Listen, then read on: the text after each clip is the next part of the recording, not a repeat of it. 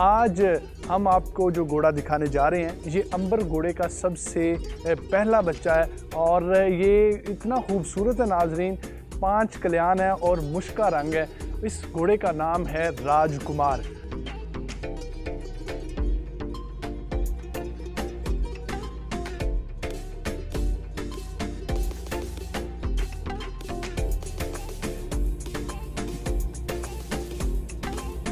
इसका चलना, इसकी खूबसूरती, इसके नैन नक्श, इसके कान, इसकी जिसामत और इसके चलने का जो अंदाज़ है नाजरीन, वो सबसे ज़्यादा खूबसूरत है।